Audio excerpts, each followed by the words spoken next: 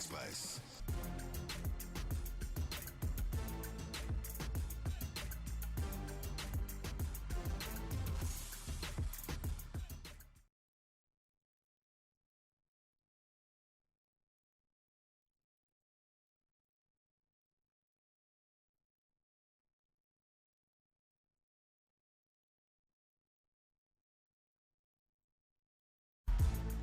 Bonsoir à toutes et à tous, merci de nous rejoindre sur le plus grand palmarès de l'audiovisuel en Guinée, Adafo Média, et sur le plus grand stade radiophonique du pays. Ici, nous rechaussons les crampons tous les dimanches pour taper dans le ballon de par nos analyses et les raisonnements dénués de tout parti pris. Ici, on va au-delà du superficiel. Foot Express de ce dimanche 7 mars 2021 va opposer dans la première partie deux camps engagés dans la course pour la présidence de la Fédération guinéenne de football. À l'issue donc au prochain congrès, vraisemblablement prévu le 30 avril de cette même année, Aboubakar Debari, secrétaire général adjoint de la Fédération guinéenne de football, et M. Lucien Guilao, directeur de campagne du président Kelfa La Personne Camara. Un bilan face à un projet. Quel enjeu pour l'avenir du football guinéen? Une troisième candidature pourrait faire irruption dans les prochains jours. C'est une exclusivité de Foot Express. Le profil du candidat, son parcours. Est-ce un candidat sponsorisé ou fabriqué? Vous en saurez davantage dans quelques instants dans cette émission Foot Express. Et dans la seconde partie, on aura un second invité. C'est bien Serhou Girassi depuis la France. Son retour de blessure, son avenir en club, le Sili ou la France. Quel choix va-t-il faire? Il est déjà disposé à se prêter à nos questions en direct dans cette émission Foot Express. Enfin, on fera un survol rapide de l'actualité du vieux continent avec Alcini Baldi, une actualité bien sûr marquée, ponctuée par les résultats et le classement des différents championnats européens. Ici dans ce studio et confortablement installé autour de cette table, Mohamed Souma à ma gauche. Bonsoir Mohamed. Bonsoir Paul et bonsoir à tous nos auditeurs, mais aussi aux téléspectateurs désormais depuis une semaine. Alcini Baldi, bonsoir. Bonsoir Paul, bonsoir à tous. J'espère qu'on prendra pas de gants ce soir. Ouais, bon, on n'en prendra pas, mais on risque. Oui, ben. Coach Véron, bonsoir. Bonsoir et bonsoir à tous. Je vous l'annonçais, ils sont avec nous dans ce studio pour la première partie de cette émission Foot Express. Monsieur Aboubakar Debari, il est le secrétaire général adjoint de la Fédération guinéenne de football. Monsieur Barry, merci d'avoir accepté notre invitation. C'est moi qui vous remercie. Et en face de lui, Monsieur Lucien Guilao, il est le directeur de campagne du président candidat à la présidence de la Fédération guinéenne de football, Kelfa La Personne Camara. Monsieur Guilao, bonsoir. Bonsoir. Alors, voilà, les noms, vous les connaissez, le menu, vous l'avez compris, les visages, vous les avez découverts devant vos lucarnes joyeuses. Ici, à la radio, à la réalisation, c'est Amadou Sow qui nous accompagne. La technique, c'est toute une équipe. Nala Sidibé, Fouté, Idrissa Kaba et Kaloko. Encore une fois, bonsoir et bonne arrivée sur Radio Espace et sur Espace TV. Vous faites un excellent choix, un choix qui nous honore sans cesse. Foot Express. Foot Express. Foot Express. Foot Express.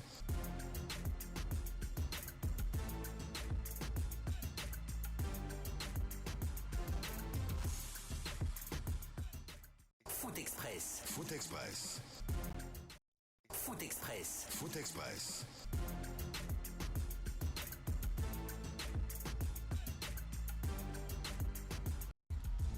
Congrès électif de la FEGIFOOT prévu vraisemblablement le 30 avril 2021. La campagne de séduction a déjà commencé. On use de tous les moyens pour trouver les justes mots, les bonnes phrases et puis les moyens qu'il faut pour convaincre les membres statutaires qui vont définir l'avenir du football guinéen au soir du 30 avril de cette même année. Kelfa La Personne Camara avec son projet sera face donc à Mamadou Antonio Soiré avec son bilan. Les représentants des deux camps sont déjà avec nous dans ce studio. Mais avant, pour commencer, Mohamed Souma, on a suivi cette semaine l'actualité. C'était dans les tuyaux. Il avait entretenu un flou artistique autour de sa candidature. Finalement, il a annoncé, il a décidé de se jeter au charbon. Et oui, c'est comme on l'avait dit pendant la dernière émission, le lundi, il a animé une conférence de presse où il a officiellement annoncé sa candidature donc au poste de président de la Fédération guinéenne de football. Quand on parle de il, c'est bien sûr de Kelfa La Personne Camara, président du Afia Football Club. Maintenant, on sait que face à ce challenger, il y aura également Antonio Soiré qui veut reconduire encore un mandat de 4 ans de plus. Mais depuis un certain moment, Paul, vous l'avez constaté, que ce soit sur la toile, que ce soit même dans la cité, il y a une forme de tension qui monte entre les deux camps. Et c'est cette forme de tension, justement, aujourd'hui, que moi, je voudrais dire que ça n'a pas lieu d'exister. Parce que c'est après tout deux personnes qui sont investies pour le football guinéen, qui ont apporté beaucoup de progrès à ce football depuis un certain moment. Mais quand on décide de suivre un candidat, ça ne veut pas non plus dire que l'autre qui est cet autre qui est en face doit faire l'objet doit être un ennemi juré. Donc loin de ça, le même combat, c'est faire progresser le football guinéen, mais pour cela ça passe par cette assemblée élective qui va bien sûr choisir celui qui aura pour principale mission de diriger l'instance dirigeante du football guinéen. Donc moi je pense qu'aujourd'hui ce qui est lieu de faire, c'est de dire quel est le bilan qu'Antonio Souaré peut défendre et en face, quel est le projet surtout que KPC également peut promouvoir pour le bien du football guinéen. Donc je pense qu'aujourd'hui ça va être un débat très intéressant et d'ores et déjà je suis sûr que ça va nous intéresser à plus d'un titre parce que les choses vont être dites comme elles se doivent d'être dites. Ça va nous intéresser forcément. On va entrer dans le vif du sujet directement parce qu'il y a un candidat qui a passé 4 ans à la tête de la Fédération guinéenne de football. Il est avec nous, M. Aboubacar Debari, il est le secrétaire général adjoint. Est-ce que l'administration fédérale est déficiente? Non, c'est l'instant faux. D'abord, je vais dire bonsoir à tout le monde. Et je pense qu'aujourd'hui, avec le président Antonio Souaré et son comité exécutif, ce qu'ils ont eu à faire pendant ces 4 ans, surtout du point de vue administratif, c'est du jamais vu. Certes, on ne communique pas trop dessus, mais aujourd'hui, la gouvernance, elle est parfaite au sein de l'administration fédérale.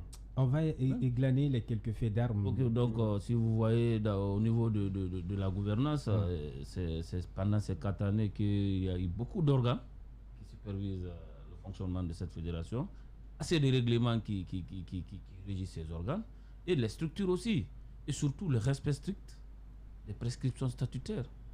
Si vous constatez aujourd'hui, c'est une première en République de Guinée qu'un comité exécutif tient 4 assemblées sur 4 ans, année sur année, rend compte de sa gestion.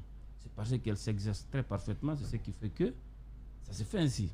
Ensuite, l'arrivée du président Antonio Souaré a ouvert le débat et ça a rendu la fédération, ça a suscité assez de convoitises, qui fait qu'aujourd'hui, depuis l'histoire de cette fédération, depuis que Mamadou Antonio Souaré est là, le débat est tellement relevé que moi je suis très content qu'il y ait aussi des leaders de poids qui rentrent dans la danse. Ça permettra à tout un chacun de comprendre réellement ce qui a été fait et ça mettra encore une très grosse pression sur ceux qui viendront parce qu'ils comprendront que c'est une question qui intéresse la République, ça appartient à tout le monde et que chacun a intérêt à y faire face. Mais en termes de bilan, moi je vous dirais que d'abord je commence par la fin. C'est une première que l'indice du football guinéen a été relevé à 4 clubs. Parce que ça, c'est la conséquence directe de tout ce processus entamé. En termes de bilan, c'est une première que la FIFA apporte des félicitations officielles à la fédération par rapport à sa gestion administrative. C'est des choses qui ne se disent pas. Et aujourd'hui, en termes de bilan, moi je dis aujourd'hui, la gouvernance administrative à la fédération, elle est parfaite. Bien. Tout simplement parce que j'en viens. Aujourd'hui, d'abord, les réformes administratives sont telles que aujourd'hui, le personnel administratif de la fédération, tous les travailleurs de cette fédération sont soumis à des contrats, ils sont banqués. C'est une première que 90% des décaissements de cette fédération sont sur base banque. Il y a une bancarisation totale des activités de cette fédération. Mais moi je pense qu'en parlant du bilan, il faudrait qu'on accepte un peu de revenir en arrière pour savoir où le président Antonio a pris cette fédération. Où la fédération était quand il venait au comité exécutif. Surtout, il ne faut pas oublier qu'il a hérité d'un comité de normalisation qui, pratiquement, il n'y avait pas une base organisée. Alors, du coup, il y a eu assez de réformes sur le plan de la formation, sur le plan de la gouvernance, sur le plan de projets et programmes de développement. Surtout, n'oubliez pas, la Fédération guinéenne de football. Aujourd'hui, il y a une cellule qui s'occupe uniquement des projets, qui aujourd'hui travaille beaucoup pour mobiliser beaucoup de ressources pour le fonctionnement de cette fédération. Que d'acquis. Que d'acquis. Pas de ratés. Bon, il y a des insuffisances, mais je pense qu'on ne peut pas dire qu'il y a des ratés, parce que c'est une gestion humaine, c'est une œuvre humaine. Mais moi, je ne veux pas qu'on essaye de de ramener la gestion à un bilan de 4 ans tout simplement à quelques défaillances qui sont liées à la nature humaine et à l'existence, et surtout à la contradiction sociale. Ça peut exister, mais si on dresse le bilan, en termes de bilan, je vous dirais que il est au-delà des attentes, parce que le président Antonio Soa, je m'excuse du terme, a ramassé cette fédération à un niveau où il n'y avait rien d'appréciable, d'évaluable. Mais aujourd'hui, il faut le reconnaître que au sein de cette fédération, il y a assez de choses sur lesquelles on peut s'appuyer pour contrôler. Bien. Alors, Alseni Baldé, vous avez écouté notre premier invité. Oui, moi je pense que quand il dit que l'administration d'Antonio Soare aujourd'hui au niveau de la Fédération guinéenne de football est parfaite, je ne peux pas être d'accord avec lui. On peut pas dire que tout est parfait. Que il a dit, hein. Oui, tout est parfait de ce côté. Il faut dire que le bilan d'Antonio Soare n'est pas tout à fait parfait, vu que nous avons eu des humiliations lors de la Coupe d'Afrique des Nations 2019. On a été suspendu. C'est pas une première qu'on soit humilié de la sorte. Oui, mais oui, on parle de on s'en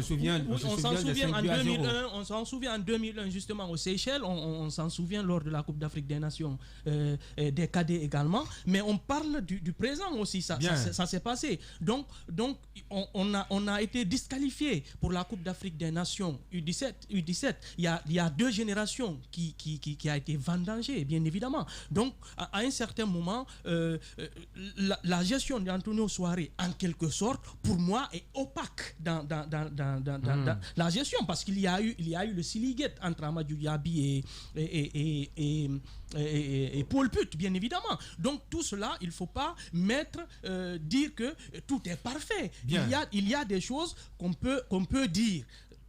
Appelons les choses par leur nom. S'il y a des couacs, il faut dire effectivement qu'il y a des couacs. Maintenant, reste à savoir si on pourra corriger prochainement ce qui est arrivé au niveau de la fédération. Transformer ces manquements en défi. Peut-être c'est à cet exercice que va se prêter cette équipe fédérale. En face à M. Lucien Guilao, vous êtes le directeur de campagne du président candidat Kefala Persson Camara. Moi, la première question que j'ai envie de vous poser, j'ai été surpris de vous voir auprès de KPC.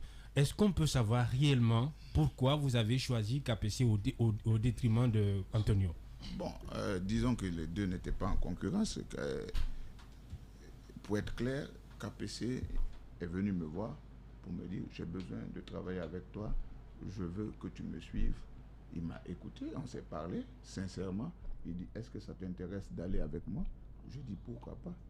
Parce qu'il sait, on se connaît depuis très longtemps, il sait que je suis sincère, honnête et je travaille comme il se doit. Il m'a dit « Je veux que tu sois avec moi, je pense que ça va être un plus que tu sois avec moi pour la fédération. » Je dis « Mais bon, il n'y a pas de problème, je suis prêt à te suivre et on y va. » Donc, j'y vais. Il a demandé à travailler avec moi et j'ai dit oui. Ça, c'est aussi simple que ça. Il a eu envie de moi, si vous voulez. L'autre n'est pas venu vers vous? Je ne veux pas vraiment faire des comparaisons directes entre les personnes. Je vais faire des comparaisons entre des équipes. C'est la FEGIFOOT dont on parle et c'est l'institution, la FEGIFOOT, qui est en jeu et c'est celle-là que l'on convoite. Quand mon ami dit que tout a été parfait en termes de gouvernance, je voudrais lui poser des questions pour savoir pourquoi est-ce qu'on attend après mandat pour mettre en place une commission nationale électorale, alors qu'on a fait des élections pendant 4 ans qui ont été dirigées et organisées par qui? Puisque les statuts disent, il me corrigera, moi je suis inexpérimenté, les statuts disent que la commission nationale électorale de la FEGIFOOT, c'est elle qui doit organiser toutes les élections qui doivent se faire pendant la gestion de la FEGIFOOT. Et pourquoi on attend après le mandat pour mettre en place une commission nationale électorale, une commission nationale électorale de recours, une commission de recours et une commission de discipline? Je pense que ça, c'est pas normal. C'est pas normal qu'on la mette après mandat en plus. Vous avez eu 4 ans pour mettre en place des commissions, vous en avez mis, c'est sûr, mais pourquoi on attend 4 ans? Ça, c'est un. Deuxièmement, si la gouvernance a été parfaite, pourquoi il y a eu cette erreur? Pourquoi on a écrasé des passeports des U17? Pourquoi il y a eu cette erreur? Pourquoi on n'a pas sanctionné Pourquoi? On a sanctionné. On a sanctionné une secrétaire. C'est pas la secrétaire ne fait que écrire ce qu'on lui dit d'écrire. Pour vous, qui devrait être sanctionné? Mais je ne sais pas, moi je sais, il nous dira pourquoi on sanctionne une secrétaire et pourquoi jusque-là, sur les U17, on nous fait croire qu'en allant au TAS, on allait participer à la Coupe du Monde. On n'est pas allé au TAS, on est allé au TAS, on a perdu, on n'est pas allé à la Coupe du Monde. Les jeunes ont perdu 2 éditions, ça fait 4 ans. Et pourquoi, en faisant l'autocritique, pourquoi on ne sanctionne pas? Pourquoi ça plaît à tout le monde? Bien. Et pourquoi maintenant, j'ai vu dans le programme, par rapport à l'ancienne fédération, on dit revenir, ramener les équipes nationales, la présence des équipes nationales sur l'échiquier. Aujourd'hui, sur l'échiquier africain, on est absent en U17, on est absent en U20, on est absent en U23. En U17, on était en 2019, en Tanzanie. On est absent. Aujourd'hui, on est absent, oui, on est suspendu en plus. Ouais. Et ça ne fait pas du bien à l'image de notre pays. On est suspendu parce qu'on a triché. La Guinée a triché. C'est pas normal parce que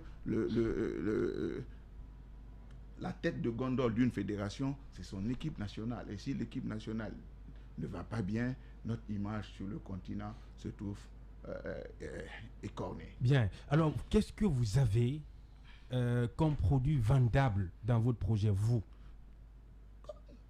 C'est pas une histoire de produit vendable, c'est une histoire de gouvernance, de formation, de professionnalisation, d'amélioration des infrastructures et tout ça avec un brin de patriotisme pour voir la Guinée. C'est aussi basique que ça, ce n'est pas compliqué. Ce n'est pas compliqué. On dit qu'on va le faire et on met les moyens, on pense avoir les moyens d'améliorer la gouvernance de notre fédération par... Nous sommes tous dans le privé. Moi, j'ai fait 23 ans de privé. Le président KPC est dans le privé. Nous pensons que nos expériences dans le privé, en apportant le management axé sur les résultats à la fédération, on va améliorer la gouvernance. Ça veut dire mettre en place des manuels de procédure administrative, de gestion financière et tout ce qui suit, et c'est-à-dire privatiser en termes de gestion la FEGIFOOT. On peut le faire. On peut... la gestion participative, vous avez dit tout à l'heure, monsieur a dit tout ça, la gestion est opaque. C'est parce qu'il n'y a pas assez de participatifs qu'il y a eu des problèmes comme ça. On gère la fédération entre le secrétariat général et le président. Vous allez à la FEGIFOOT, quand le secrétaire général est absent, quand le président est absent, il n'y a pas d'administration. Mais ça travaille. Ça ne travaille pas. Ça travaille. Je peux pas concentrer sur des projets. Maintenant, ouais, allez-y. Oh oui. Je vais pas tout dire, le consultant Véron, on a écouté les deux parties. Hein. C'est rompu, hein? Très rompu. Oui, surtout intéressant. D'abord, moi, je commencerai à remercier nos 2 intervenants parce que ce n'est pas du tout facile d'avoir des invités qui vont quand même accepter un tel débat. Souvent, on voit les débats sur les réseaux sociaux, on les voit dans le quartier, mais avoir un débat d'idées sur un plateau radio-télé, je pense que c'est un mérite de leur part. Je voulais un peu revenir sur ce qu'a dit l'assistant du secrétaire général par rapport au bilan. Je pense bien, c'est bien normal qu'on parle. Je rejoins un peu mon frère Lucien Glao qui dit que ce n'est pas un débat de personne. Il faut que les gens comprennent que ce n'est pas un débat de personne. On parle du bilan de la Fédération guinéenne du football. De l'équipe.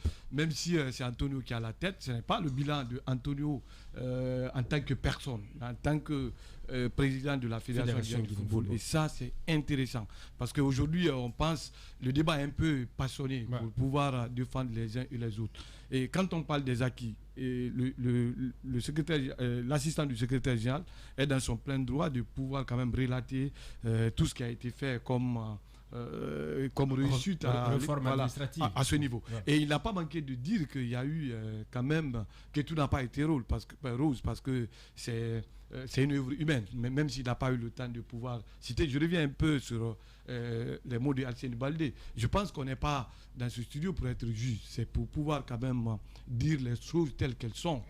Parler de gestion opaque ou pas, certes, les téléspectateurs, les auditeurs vont faire la différence. Non, écoutez, ce que je dis est important. Oui, mais c'est son... Parce que non, quand on est suivi, oui, mais écoutez.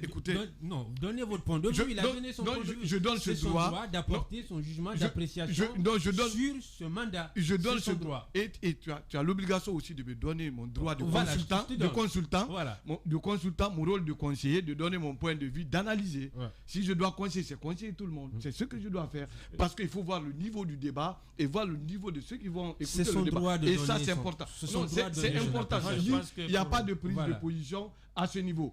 On a 2 invités et certainement à qui on va poser des questions qui vont pouvoir nous expliquer. Moi, je suis content, très ravi, parce que je l'ai dit, souvent, on n'avait pas cette chance. Si on a la chance là, je pense, M. Guilao, en tant que directeur de campagne d'un candidat, parce que tout à l'heure, on va parler de notre candidat, vous avez la cheville ouvrière de la Fédération guinéenne de football, qui a quand même le secrétariat général, il y a un représentant qui est là. Certes, il l'a dit, c'est poser des questions, et si on a des réponses, si on n'est pas satisfait, on pousse là-dessus, peut-être, comme tu l'as dit, bilan contre projet, et on verra ce qui sera apprécié. Mais de toutes les façons, avant qu'il ne rajoute, moi je voudrais dire ceci, Véron, quand on parle bien évidemment de ce sujet, à un moment, on est quand même obligé de donner notre point de vue par rapport à la situation. Donc ce point de vue qu'il est exprimé en la faveur peut-être d'un camp n'engage qu'Alcine Baldé. Oui. Aujourd'hui, ce qui est beaucoup plus important à situer, c'est de savoir, comme vous l'avez dit, que ce n'est pas un débat basé sur la personne, mais surtout sur la gestion d'une institution qui doit faire progresser le football. C'est bien vrai que quand on prend les personnes à leur juste valeur, il n'y a pas, ça serait un débat inutile presque. Ouais. Mais aujourd'hui, c'est pour moi la toute première fois que même des citoyens lambda s'intéressent à une assemblée élective au sein de la Fédération guinéenne de football. Même ceux qui ne sont pas trop footeux, aujourd'hui s'intéressent à la chose. Et je pense que, comme il le dit, c'est quand même, cet engouement est aussi dû, on va dire peut-être que c'est une coïncidence ou pas, ou que c'est calculé, mais c'est quand même dû aussi un peu à l'arrivée d'Anthony Soar à la tête de cette institution, parce que depuis qu'il est là, on sent quand même qu'il a un certain engouement pour ce poste de président donc de la FEGIFOOT. Après, en face, qu'il nous dresse chacun le bilan et le projet, ça, c'est bien sûr leur devoir. Mais nous aussi, nous sommes quand même appelés en tant que regardants de ce football guinéen de donner notre point de vue par rapport à... Je ne suis pas contre. Après les analyses, je ne suis pas contre. Bien. Mais partir directement dire que c'est une gestion opaque, je voudrais qu'on y va d'argument en argument pour pouvoir... Est-ce que vous me passez la parole? On va aller avec De Barry. Je pense être plus imprégné des réalités que nous discutons ici que M. Guilao, que M. Diallo. Parce que moi, j'ai M. Baldé. Parce que moi, j'ai ma main dans la chose. Alors, il y a eu beaucoup d'informations qui ont été soulevées ici. J'ai compris qu'ils sont en phase de l'évolution des activités. Aujourd'hui, M. Guilao a soulevé la question de gestion interne. L'opacité, c'est par rapport à quoi? Je vais informer à M. Baldé aujourd'hui, à la Fédération guinéenne, il y a 3 audits par an. Vous comprenez? Nous-mêmes, on a pris la responsabilité sur nous, pour la gouvernance, pour la transparence de la gouvernance, de mettre en place une commission d'audit et de conformité, qui chaque trimestre fait son audit interne. Et derrière, on se soumet à l'audit central de la FIFA. Et derrière, on a un auditeur externe qui vient évaluer, qui nous aide non seulement à corriger les défaillances, qui nous apporte une certaine pédagogie dans la moralisation de cette gestion. Et ce qui fait que, je vous dis, l'indicateur le plus fiable, c'est que, au-delà de tout ce qu'on dit, c'est la FIFA elle-même qui est l'instance primaire à l'international qui nous adresse des félicitations par rapport à la gouvernance organisationnelle, administrative et financière, et qui demande à d'autres fédérations sous-régionales de prendre exemple comme la Guinée. Certainement que vous n'avez pas ces informations, mais ce que je vous dis là, je n'invente pas, c'est des réalités qui existent. Maintenant, ceci dit, je vais tout juste faire comprendre M. Guilao, à la Fédération guinéenne de football aujourd'hui, on a plusieurs outils de gouvernance. On a notre manuel de procédure administrative, financière et comptable qui est là, validé et qui est applicable, qui est à force de l'eau. On a, au-delà des statuts, on a, pour chaque commission qu'on a mise en place, on a eu à faire un règlement qui fait fonctionner cette commission. On a notre code éthique. Bien. On a le code disciplinaire. Et aujourd'hui, on a finalise à 90% le cahier des charges pour la création des académies. Ce que moi je veux souligner par là, le comité exécutif que vous voyez là est venu continuer une transition. C'est que le comité de normalisation n'a pas achevé la transition. Le comité exécutif est venu continuer cette transition. Gérer les affaires courantes. Aujourd'hui, la mise en place de cette commission électorale n'est pas une priorité parce que son rôle réel vient aux élections. C'est pour cela que, si vous constatez, on a lancé un appel à candidature pour non seulement meubler selon les normes, selon les codes qui nous résistent, pour mettre en place la commission électorale. Donc je pense qu'on s'agite beaucoup, mais le rôle de la commission électorale dans la gouvernance interne de l'institution ne viendra qu'à la mise en place. Donc, si je comprends, vous voulez dire que ce n'était pas opportun en ce moment de mettre en place un comité d'organisation des élections. Quand le comité là est venu, il y avait tout un ensemble d'organes à mettre en place. D'abord, c'est ce comité-là qui a mis en place la commission éthique. C'est ce comité-là qui a mis en place la commission d'audit et de conformité. Et lors de la deuxième assemblée générale, on a travaillé sur le projet de la mise en place de la commission de recours et de la commission de discipline. Bien. Mais par faute, s'il vous plaît, je vais oui, rapidement. Mais par faute de quorum de candidature, on a sursis à la mise en place de cette commission à la baie. Et cependant, arrivé à Cancan, vu beaucoup d'aléas, on a dit qu'on va organiser une assemblée extraordinaire pour mettre. Avant que vous ne terminez, moi je ne veux pas que l'opinion, les citoyens centrent la gestion de cette fédération à cette histoire d'élimination de Sili Kader. Mais il n'y a pas que ça. S'il vous plaît. Il n'y a pas que ça. Attendez seulement, je vais vous dire. Centre toute une gestion un bilan de 4 ans à cette question de l'élimination de Sili Kader. Je sais que j'ai dit au départ, c'est des aléas. C'est un affront. Moi, le bilan c'est quoi?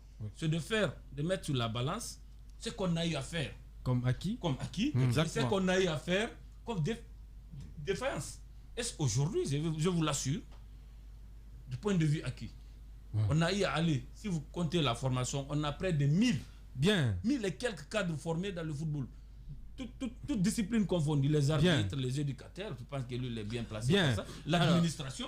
Et aujourd'hui, je vais vous dire, la fédération, elle est en train de devenir, elle est devenue d'ailleurs normale. Elle répond à tous les critères standards de la gestion moderne. Bien. Alors aujourd'hui, c'est pour une première que nous avons.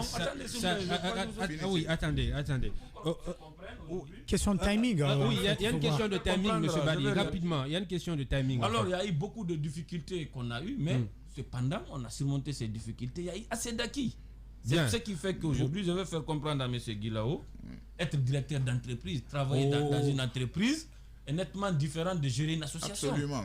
C'est une réalité différente de la gestion d'une entreprise. D'accord. Monsieur Guilao, on va s'écouter un peu. Monsieur Guilao a envie de placer... Je veux placer un mot. Voilà. Je ne comprends pas qu'il y ait un code de discipline et sans commission de discipline. C'est une erreur de n'avoir pas pu installer une commission électorale depuis 4 ans. Alors que pendant 4 ans, vous avez fait des élections. Est-ce que ces élections sont valables? Les statuts sont clairs. Non. Mais d'accord, on verra. Ça, c'est pas l'indicateur d'une bonne gestion, d'une bonne fédération qui travaille bien, qui s'appuie sur la formation, qui a un championnat compétitif. C'est quoi? C'est les équipes nationales, c'est sa représentativité sur le plan africain. Mais on est fréquent. Arrêtez. En phase finale des compétitions. On est en phase finale. Fréquent. En Égypte, on a fait la honte de tout un pays. Mais c'est pas une première, monsieur Guilao. Non. Et on est tombé d'ailleurs sous plus fort que nous.